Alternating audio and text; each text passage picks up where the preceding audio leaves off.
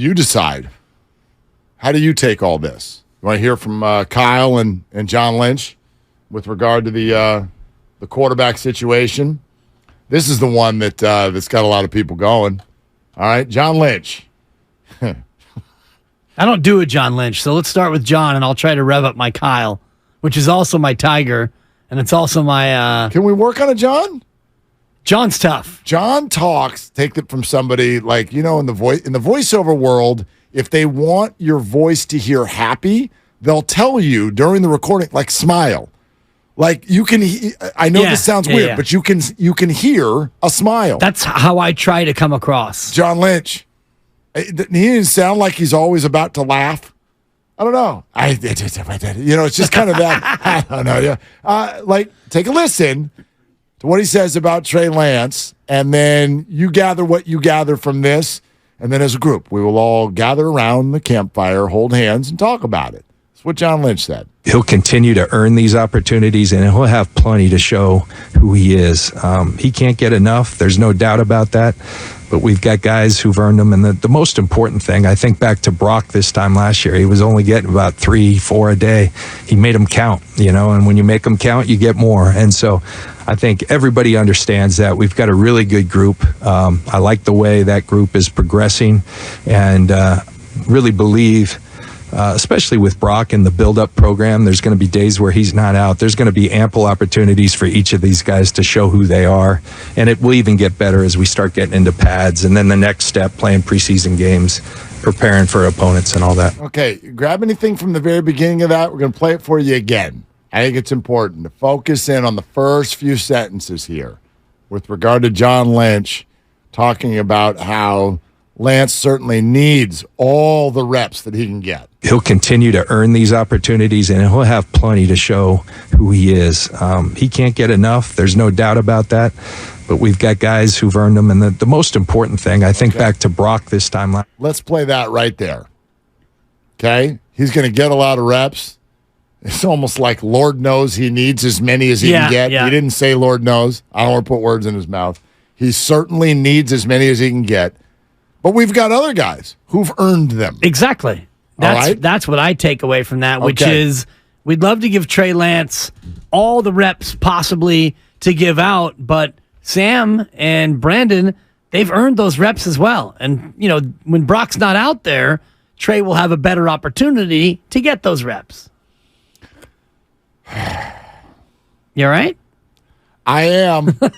I really am. Yeah. You hanging in there? Well, look, I guess this is where I'd like to stay. I would like to stay in what we think the 49ers think, because I don't know what to think.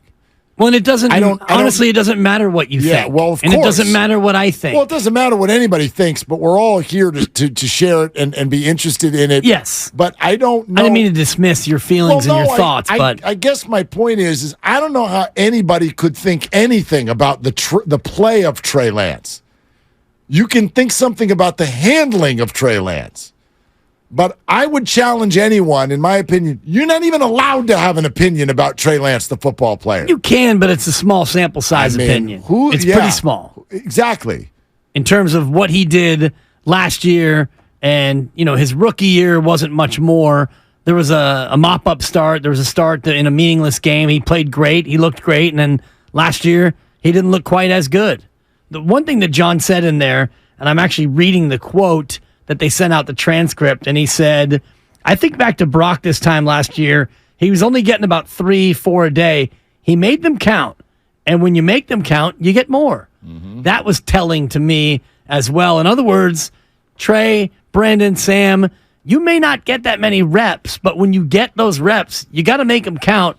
That's what Brock did to go from QB3 to Sudfeld gets sent out of town, and then Brock Purdy eventually wins the job. So Lynch is then asked, could you keep all four on the 53-man roster?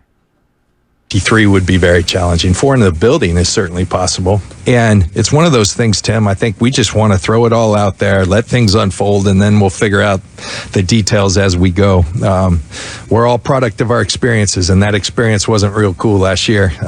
Seeing when you run out at that position. That's not a good feeling. And so I think we'll be forever impacted with that going forward, and it will probably affect the way we'll be mindful. I can't promise that because there's other things that arise on the roster. You can try to project it as much as possible, but things always happen. Injuries happen. It's a dynamic situation, but that's an area where it's important to us to be deep. I will say that I only buy that to a certain degree. I do buy it. I think that the 49ers organization has been through a lot with their quarterback injuries. Fan base too.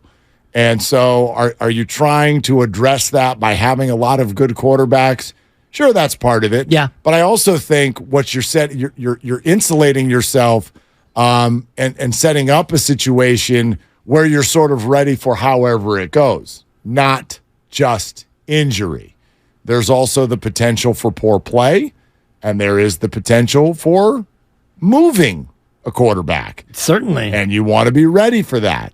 Like Lucas asked me a couple hours ago, and this is, I think, an interesting question for everybody. Like, how sure are you that what we saw from Brock Purdy last year, how sure are you that it's real? How sure are you that it's sustainable? How sure are you? Yeah, I'm probably, I'd say a 6.5 on a scale of 1 to 10. Okay. I would put myself closer to the skepticism line than the sycophant or the Brock Stan side of it. I know that he looked good, and I know that they have a lot of talent around him. Can he repeat it? And I've talked to you about this before. Defenses are definitely going to do different things now that they've seen those games on tape from Brock Purdy. Defensive coordinators are going to look for weaknesses in his game and try to exploit them. Things that you could prepare for in an offseason better than you can on a week run-up. Yeah, I'm not convinced. I don't think you have to be convinced. The only thing, this is, if I made a list, what am I convinced of? I am convinced that Brock Purdy should start the season. I'm convinced that if blessed with health, that should last, I don't know, 6 or 7 games, 5 to 7 games, before you would consider making a change. His leash. Yeah, unless something was like crazy, crazy drastic with what went out there. What else am I convinced of? I'm convinced that Kyle is really intrigued by Sam Darnold, and I'm convinced that Kyle Shanahan and the whole organization does not think of Trey Lance what they used to, what they hoped.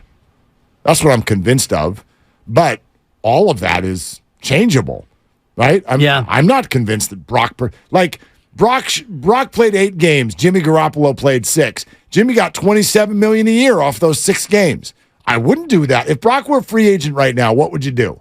Would you be like, okay, 5 years, $180 million? You know what I mean? Would you do that? That's an interesting question. I wouldn't do that because you've got Sam Darnold and you've got Trey Lance and you've got Brandon Allen as well. And the reason why that this roster is so stacked goes to the quarterback position in many ways because you're not paying those guys anything. Even your quarterback room is about a fourth of what Lamar Jackson makes, what Deshaun Watson makes, what Kirk Cousins makes, and you got 4 guys, and it's only a fraction. So I do think that there's strength in numbers, if I can borrow from the Warriors, strength in the small numbers that they're paying their quarterbacks. Yeah, which, by the way, a quick note on that, because I've heard this get thrown out there, that the 49ers salary structure situation may only be advantageous for 1 more year, because let's say Brock Purdy goes out and does it again, that Brock Purdy would in some way maybe hold out